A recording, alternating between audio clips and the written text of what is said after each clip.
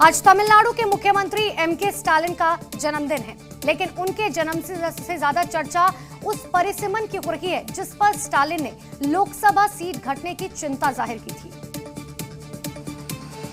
क्योंकि भले ही तमिलनाडु में स्टालिन के समर्थक केक कटिंग कर रहे हों, लेकिन परिसीमन के नाम पर दक्षिण भारत में बवाल मचा हुआ है। राजनीतिक दलों ने बीजेपी के खिलाफ मोर्चा खोल दिया है और एमके स्टालिन ने परिसीमन से पैदा होने वाली संभावित चुनौतियों पर 5 मार्च को राजनीतिक दलों की एक मीटिंग बुलाई है। एमके स्टालिन ने कहा कि परिसीमन के नाम पर दक्षिणी राज्यों पर एक तलवार लटक रही है। हमारी लोकसभा सीटों में कटौती होने जा रही है और तमिलनाडु की 8 लोकसभा सीटें कम हो जाएगी।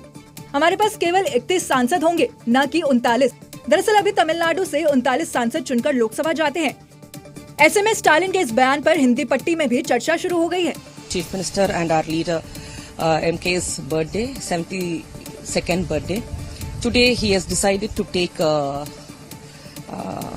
ஒரு முழக்கங்களை எடுத்திருக்கிறாரு, like on Hindi imposition, on the delimitation and all those things. He has been raising slogans against it.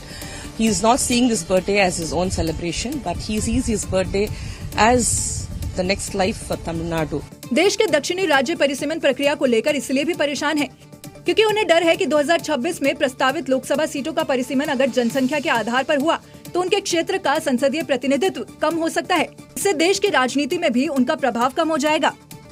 Uttar Pradesh से शुरू हुई कठमुल्ला की लड़ाई में अब ओवैसी की भी एंट्री हो चुकी है। वो सीएम योगी के उर्दू और कठमुल्ला वाले बयान पर भड़क चुके हैं और सवाल दाग रहे हैं, जो उर्दू नहीं पढ़ते क्या सभी साइंटिस्ट बन गए? दूसरे के बच्चे के लिए अगर वो सुविधा सरकार देना चाहती है तो कहते नहीं उर्दू पढ़ाओ इसको, यानी उसको मौलवी बनाना चाहते हैं, कठमुल्ला पर जोड़ के इसको ले जाना चाहते हैं। ये नहीं चल सकता है। योगी आदित्यनाथ का यही वो बयान है जो इन दिनों खूब चर्चा में है। कठमुल्ला शब्द के मायने पूछे जा रहे हैं। नई बहस छिड़ चुकी है। सियासतदान इसे खास धर्म से जोड़कर देख रहे हैं, जिसमें सबसे लेटेस्ट बयान ओवैसी की तरफ से आया। उन्होंने न सिर्फ सीएम योगी से सवाल पूछे बल्कि कठमुल्ला वाले बयान पर तंज कसा। उत्तर प्रदेश के चीफ मिनिस्टर ने उत्तर प्रदेश की असेंबली में ये कहा कि उर्दू पढ़ना कठमुल्लाओं की तरह मौलाना बनाना की बात है, साइंटिस्ट नहीं बनते। अब जाहिर है उत्तर प्रदेश के मुख्यमंत्री को तो उर्दू नहीं आती, मगर वो साइंटिस्ट क्यों नहीं बने उसका जवाब वही दे सकते हैं।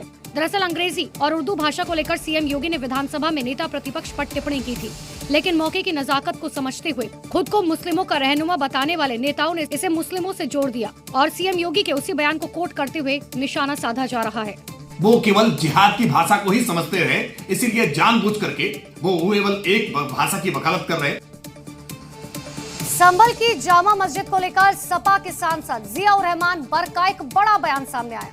उन्होंने जामा मस्जिद पर एएसआई की सर्वेक्षण रिपोर्ट पर ही सवाल उठा दिए और सरकार पर लोगों को गुमराह करने का आरोप लगाया। दरअसल समाजवादी पार्टी सांसद जियाउर रहमान बर्क ने अपने दादा और पूर्व समाजवादी पार्टी सांसद शफीकुर रहमान बर्क की बरसी के लिए फातिहा कार्यक्रम रखा था। इस दौरान समाजवादी पार्टी सांसद बर्क ने संभल जामा मस्जिद को लेकर बड़ा बयान दिया। उन्होंने सबसे पहले एएसआई की सर्वेक्षण रिपोर्ट पर ही सवाल उठा दिए। जो कमेटी एएसआई की बनाई थी, अगर उसके अंदर हाईकोर्ट ने अपना नुमाइंदा भी भेजा होता तो शायद वो रिपोर्ट ऐसी नहीं होती, तब रिपोर्ट सही तरह से जाती। अब नहीं क्या आप सब लोग अच्छी तरह जानते हैं कि एएसआई किसके कहने पर काम करती है। यही नहीं, समाजवादी पार्टी सांसद जियाउर रहमान बर्क ने जामा मस्जिद मामले में सरकार पर गुमराह करने का आरोप भी लगाया। मस्जिद किसी सरकारी जगह में नहीं है, मुसलमानों की जगह में उस टाइम बनी हुई है और इस टाइप की बात करके मैं कोई उनके पास ऐसे सबूत नहीं, लेकिन लोगों को भरमार इस प्रकार की बात कह करके गुमराह करना मुनासिब नहीं है। दरअसल यूपी सरकार द्वारा संभल की जामा मस्जिद को लेकर दिए गए हलफनामे में मस्जिद सरकारी जमीन पर बने होने का दावा किया है, लेकिन बर्क ने सरकार के हलफनामे पर भी सवाल उठाए। समाजवादी पार्टी सांसद ने सरकार पर मुस्लिमों को परेशान करने का भी आरोप लगा दिया। साथ ही जामा मस्जिद मामले में फैसले के खिलाफ सुप्रीम कोर्ट में अपील करने की बात भी कही। इससे पहले संभल जामा मस्जिद की रंगाई पुताई को लेकर हाईकोर्ट में एक याचिका दायर की गई थी, लेकिन हाईकोर्ट ने मामले में एएसआई की रिपोर्ट को संज्ञान में लेते हुए रंगाई पुताई की अनुमति नहीं दी।